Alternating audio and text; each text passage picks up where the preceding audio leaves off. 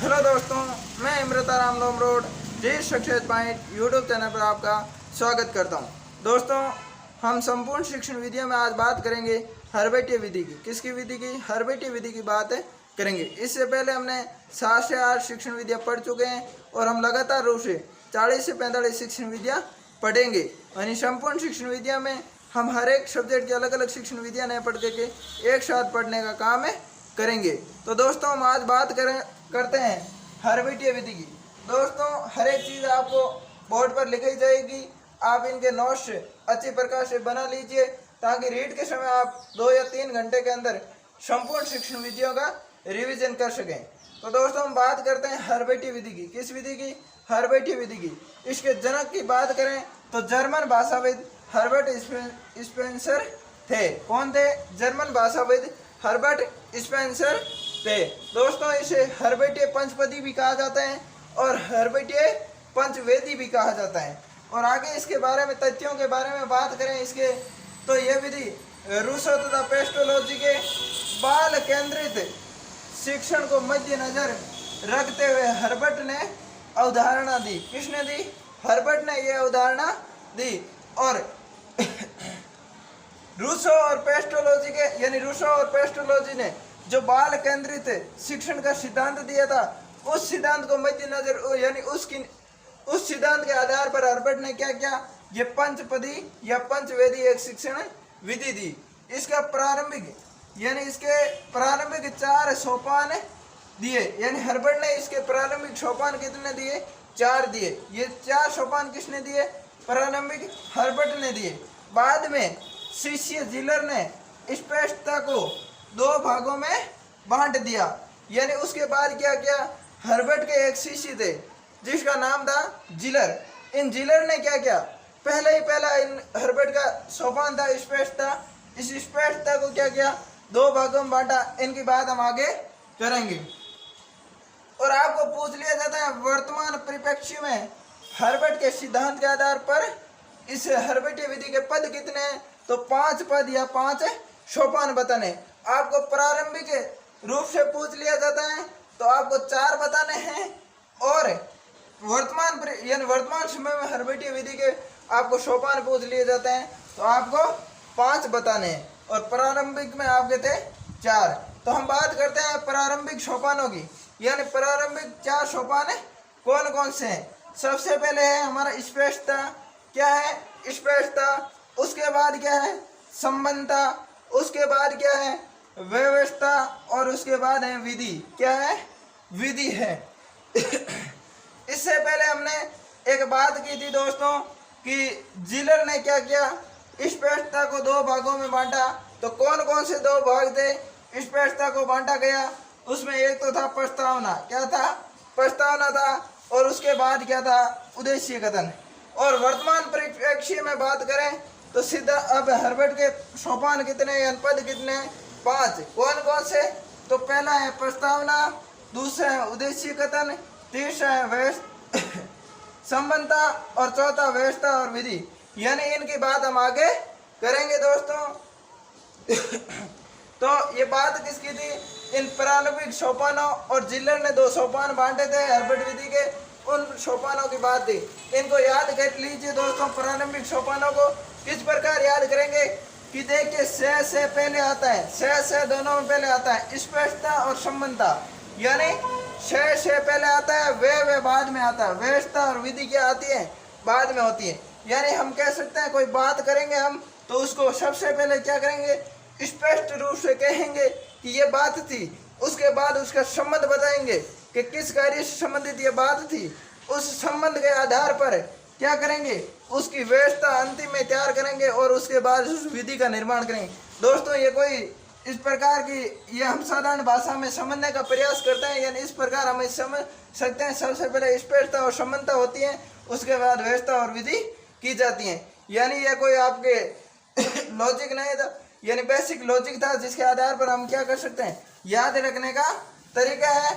ये तरीका हर एक का अलग अलग हो सकता है। आप भी अपने इस बेसिक तरीके के आधार पर इस प्रकार तरीके के आधार पर अपने दिमाग से याद रख सकते हैं।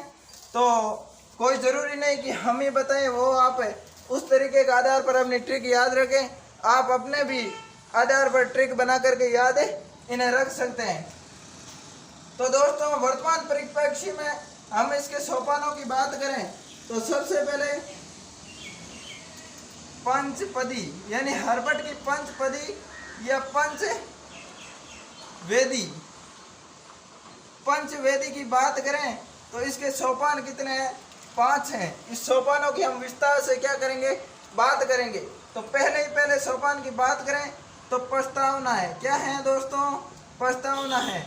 सबसे पहले क्या किया जाता है, और एक बात याद रख लीजिए कि जो पाठ योजना के अंदर वर्तमान समय में जो आपके सोपान चल रहे हैं, यानी पाठ योजना किसके आधार पर है? हर्बटीय विधि के आधार पर है, यानी इस हर्बटीय पंचपदी के आधार पर है। हम जब बीएड या बीएसटीसी के अंदर जो पाठ योजना बनाई थी, यानी इंटर्नशिप के समय हमने पाठ योजना बनाई थी, उस समय हमने ये सारे के सारे सोपान देखे थे, इनको पढ़े थे, और हमने जो फाइलें बनाई उसके अंदर ये सोपान आपके दिए हुए थे। तो सबसे पहले हम बात करते हैं प्रस्तावना की। किसकी बात करेंगे? प्रस्तावना की। यह हम कह सकते हैं यह शिक्षण, यह विधि का महत्वपूर्ण, यह विधि का महत्वपूर्ण तथा प्रथम सोपान है। यानी हर्बटीय पंचपदी का पहला सोपान क्या है? प्रस्तावना है, जो क्या है? विधि का सबसे महत्वपूर्ण और प्रथम सोपान है आपका। आगे हम बात करें इसकी विशेषता की, यानी प्रस्तावना में क्या क्या होता है इनकी बात करें तो देखिए, प्रस्तावना में पूर्व ज्ञान के आधार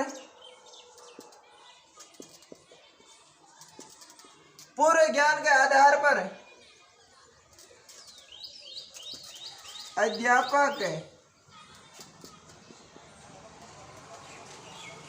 किसी कहानी, यानी प्रस्तावना में पूर्व ज्ञान के आधार पर अध्यापक किसी कहानी, कविता,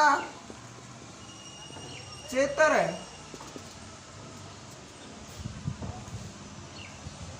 आदि द्वारा प्रश्न करता है। दोस्तों यह बात क्या की जा रही है? प्रस्तावना की। किसकी? प्रस्तावना की। सबसे पहले हमारा सोपान क्या है? हम जब पाठ योजना में देखा था तो हमने क्या किया? प्रस्तावना लिखी सबसे पहले। तो प्रस्तावना में हमने क्या किया? बच्चों के पूर्व ज्ञान, यानी बच्चे पहले क्या चीज जानते हैं, उन चीज के बारे में बातें की थी। पूर्व ज्ञान के आधार पर अध्यापक क्या करते हैं? किसी कहानी, कविता या चित्र आदि द्वारा प्रश्न करता है। यानी कोई कविता को ले लेता है, उस कविता के आधार पर क्या करता है? बच्चों से प्रश्न पूछता है कि बच्चों आपको ये पता है या नहीं है। बच्चे उसके उत्तर बताते हैं, और उस उत्तर के आधार पर वह पहचान करते हैं कि बच्चों का स्तर क्या है, बच्चों की मानसिक क्षमता क्या है, कि उसके आधार पर आगे पढ़ाने की रणनीति बनाता है। तो कहानी के माध्यम से, कविता के माध्यम से और चित्र के माध्यम से क्या करता है? पूरे ज्ञान का पता लगाता है। कौन लगाता है? अध्यापक लगाता है। किसमें? प्रस्तावना के अंदर। और प्रस्तावना इस प्रश्नों की बात करें, ये प्रश्न किस प्रकार के होते हैं? तो अंतिम प्रश्न क्या होना चाहिए? अंतिम प्रश्न समस्यात्मक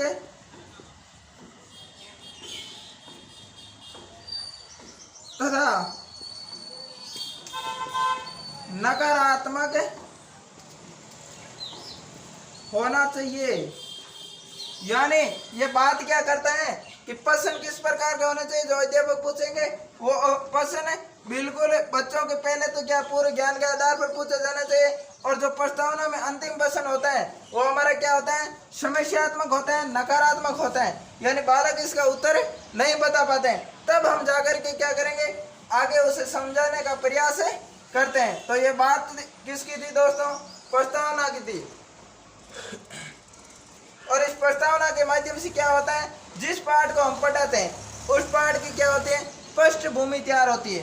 पृष्ठभूमि की बात करें यानी संपूर्ण रूपरेखा पाठ की इस प्रस्तावना के आधार पर ही तैयार की जाती है। यहाँ पर भी ये देख लिया जाता है कि बच्चों को किसके आधार पर पढ़ाना है और किन किन चीज़ों की जानकारी बच्चों को है और किन की नहीं है, इन चीज़ों के बारे में यह बातें की जाती हैं। तो दोस्तों ये थी हमारी प्रस्तावना, यानी क्या था, पहला सोपान हमारा था। आगे हम बात करते हैं 2 नंबर सोपान की।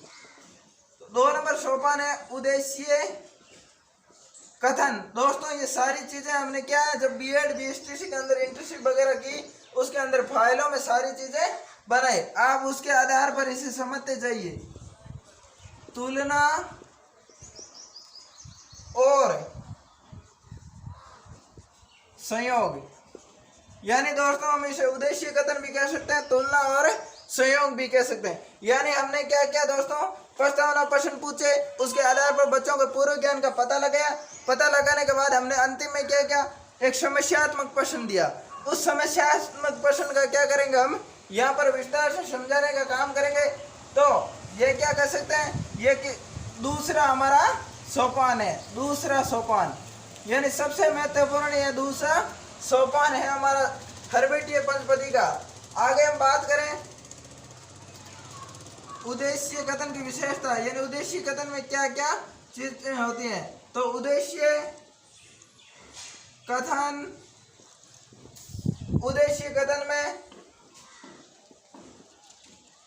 समस्या के आधार पर, समस्या के आधार पर बालकों को जो नवीन ज्ञान देना है उसका अभ्यास होता है।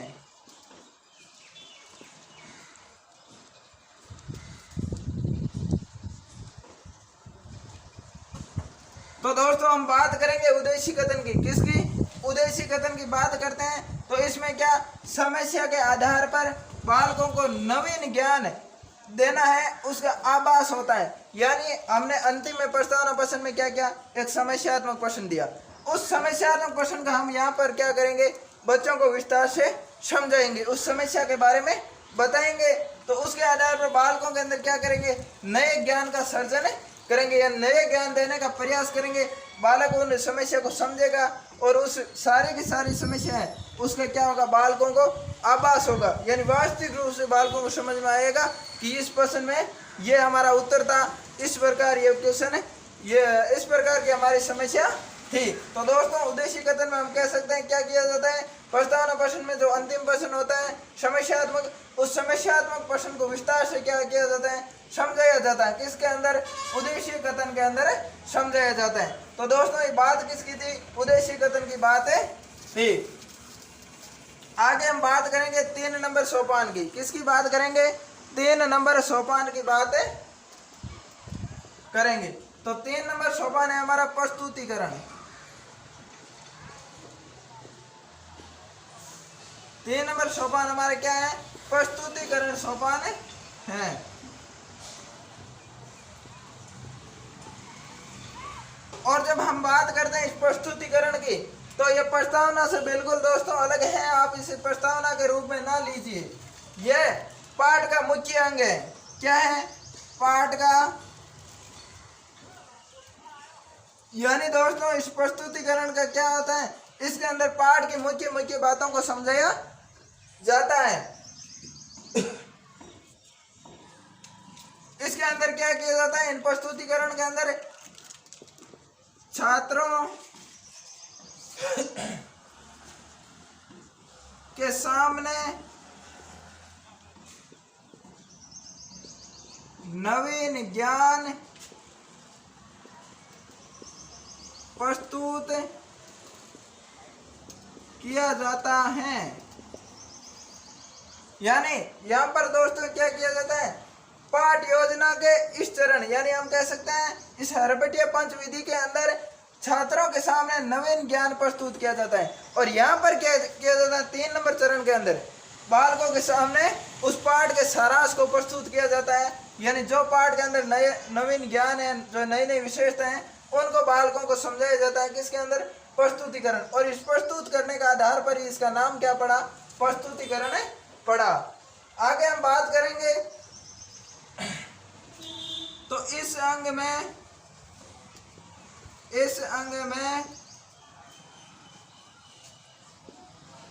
प्रसंगानुसार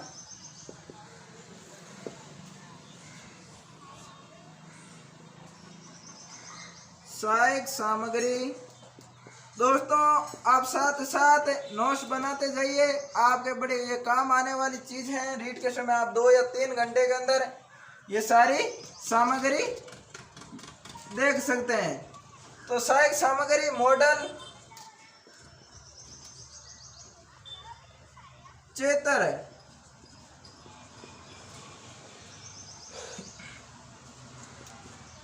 आदि का प्रयोग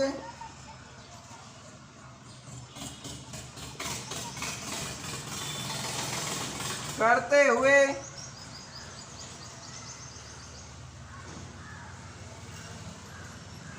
विषय वस्तु को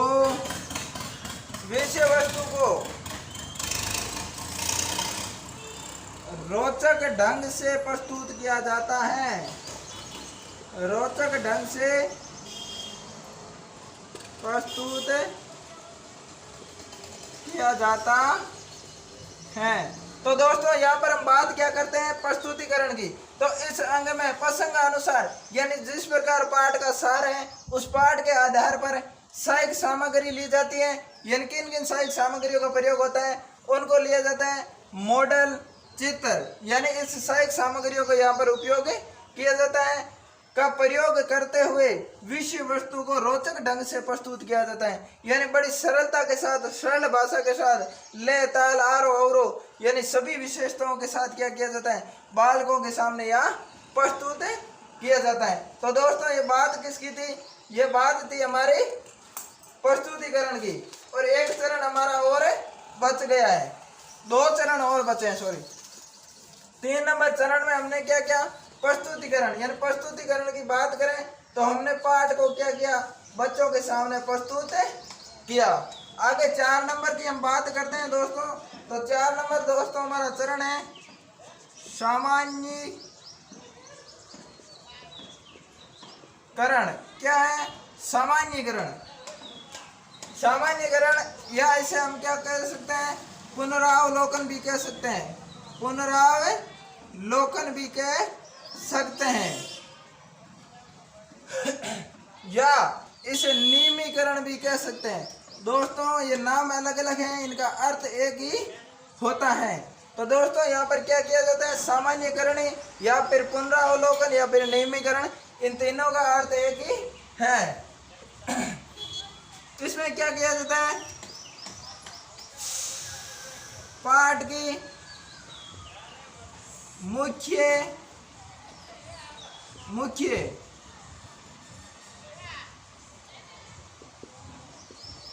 बातों, पाठ की मुख्य बातों को संक्षेप में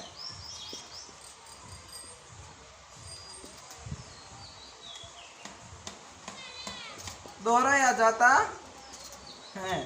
तो दोस्तों हम बात करते हैं यहाँ पर क्या कहा जाता है, सामान्यकरण में पाठ के मुख्य बातों को, यानी जो मुख्य पाठ के अंग हैं उनको क्या किया जाता है, संक्षिप्त रूप से यानी छोटे रूप के अंदर दोहराया जाता है। जो महत्वपूर्ण चीजें हैं उनके बारे में यह बातें की जाती हैं। आगे हम बात करते हैं इसके अंदर, इसमें क्या होता है, छात्रों व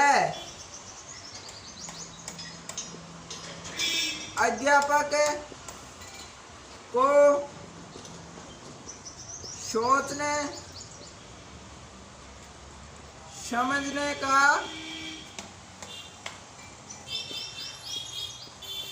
अवसर मिलता है।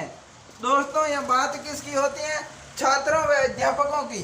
यानी छात्रों और अध्यापक दोनों को क्या किया जाता है, यहाँ पर सोचने समझने का अवसर मिलता है। यानी यहाँ पर छात्र और अध्यापक दोनों मिलकर के क्या करते हैं, पाठ से संबंधित यानी विषय वस्तु से संबंधित क्या करते हैं, सोचने विचारने का काम करते हैं, विचार विमर्श करते हैं। यानी किस प्रकार इसका पाठ का सारांश था, इन मुख्य मुख्य बातों की ओर ध्यान दिया जाता है। आगे हम बात करते हैं इसमें तो इस पद में पूर्ण ज्ञान ग्रहण किया जाता है। यानी दोस्तों हम बात करते हैं इस पद के अंदर क्या होता है, जो भी पाठ का सारांश था, जितना पाठ का सारांश था उनको क्या किया जाता है, ग्रहण कर लिया जाता है। यानी संपूर्ण पाठ के सारांश को क्या ग्रहण कर लिया जाता है तथा छात्र निष्कर्ष निकालते हैं।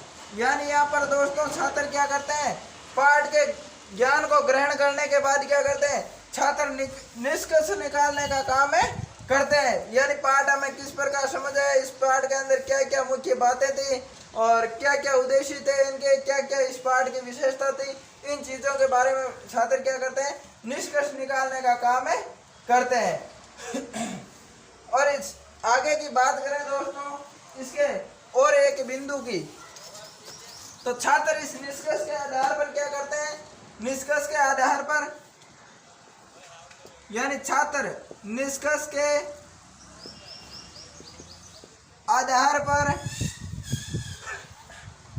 हम कह सकते हैं क्या करते हैं, सामान्यीकरणी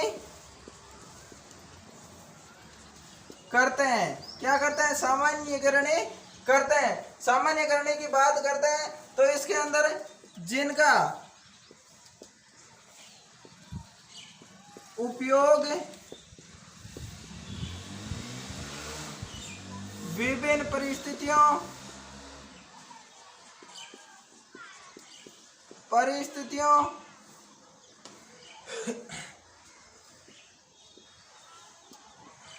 में करते हैं। यानी यहाँ पर क्या किया, बालकों ने जो पाठ का भावार्थ ग्रहण किया उसके आधार पर बालकों ने निष्कर्ष निकाला कि ये चीजें इस पाठ के अंदर विषय वस्तु में मुख्य बातें थी। उस निष्कर्ष के आधार पर क्या करेंगे, सामान्यीकरणी। और सामान्यीकरणी की बात करें तो जिनका उपयोग विभिन्न परिस्थितियों में करते हैं। यानी जब भी जीवन के अंदर उस विद्यार्थी को कोई समस्या उस प्रकार की उस विषय वस्तु से संबंधित दिखाई देती है तो वह क्या करता है, वो विद्यार्थी उस परिस्थिति में क्या करता है, उसके अंदर समायोजन करने का काम करता है। यानी उस पाठ या विषय वस्तु के आधार पर उस समस्या का हल निकालने का प्रयास करता है। तो दोस्तों ये बात किसकी थी, 4 नंबर चरण की थी। बात किसकी थी, 4 नंबर चरण की थी, जिसके अंदर हमने बात की थी सामान्यीकरणी की। आगे हम बात करते हैं एक अंतिम चरण की, जिसका नाम है प्रयोग या फिर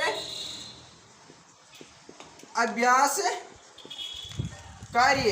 प्रयोग और अभ्यास कार्य, यानी जब हम इसकी बात करते हैं प्रयोग और अभ्यास कार्य की, तो दोस्तों हमारा ये चरण कितना है, सोपान पंचपदी का 5वां सोपान है। दोस्तों कई बार इसके आपके सोपान पूछ लिए जाते हैं। 5 सोपान ऑप्शन के अंदर 4 सोपान ऑप्शन के अंदर दिए जाते हैं, जिसमें 3 सोपान तो किसके होते हैं, हरबेटी पंचवेदी के होते हैं, 1 सोपान अलग होता है। और उसमें पूछा जाता है निम्न में से कौन सा हरबेटी पंचवेदी के आधार पर सोपान नहीं है। तो जो नहीं होता है उसको आपको बताना है।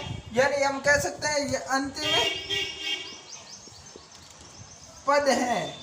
यानी ये पाठ योजना का हमारा क्या है, अंतिम पद है। यानी हरबेटी विधि कह दो चाहे पाठ योजना कह दो, पाठ योजना की ये इसी प्रकार के 5 सोपान है। ये सेम के सेम 5 सोपान किसमें, पाठ योजना में है। और सेम ये किसमें, हरबेटी विधि के अंदर है। यानी ये क्या है, हमारा अंतिम पद है, सोपान है। इसमें क्या होता है, इसमें इस प्रयोग या अभ्यास कार्य में क्या होता है, इसमें सिखाए गए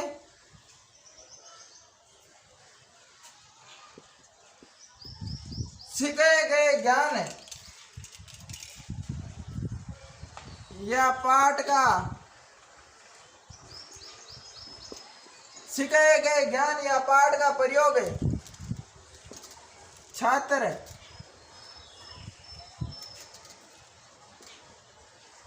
नवीन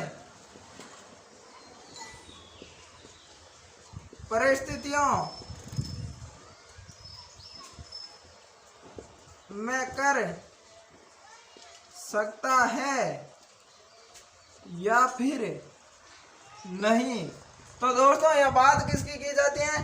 प्रयोग की बात की जाती है। और प्रयोग की बात करें तो इसमें जो भी ज्ञान या जो भी विषय वस्तु या जो भी पाठ के बारे में बात थी उस पाठ को यह अध्यापक क्या करेगा? इसमें सिखाए गए ज्ञान या पाठ का प्रयोग छात्र नवीन परिस्थितियों में कर सकते हैं या नहीं कर सकते हैं, इसके बारे में अध्यापक जानकारी लेगा। यानी जो चीज इस पाठ योजना के अंदर जो हमें बालकों को शिक्षा मिली उस शिक्षा या फिर उस उद्देश्यों के आधार पर क्या बालक खरे उतरे या नहीं उतरे, यानी उस पाठ योजना का समझ बालकों को समझ आया या नहीं आया, इसके बारे में क्या किया जाएगा? अध्यापक अंतिम सोपान में प्रयोग करेगा, बालकों से क्या करवाएगा? अभ्यास कार्य करवाएगा। तो ये दोस्तों बात किसकी थी? हरबेटिया पंचवेदी की थी या पंचपदी की थी। दोस्तों इसी प्रकार आप हमारे साथ जुड़े रहे, आगे हम शिक्षण विधियाँ इसी प्रकार लगातार पढ़ते रहेंगे, आपकी नियमित रूप से क्लास होती रहेगी। आप read success point YouTube channel को सब्सक्राइब करें, लाइक करें, ज़्यादा से ज़्यादा शेयर भी करें। तो दोस्तों आज के लिए बस इतना ही। धन्यवाद दोस्तों।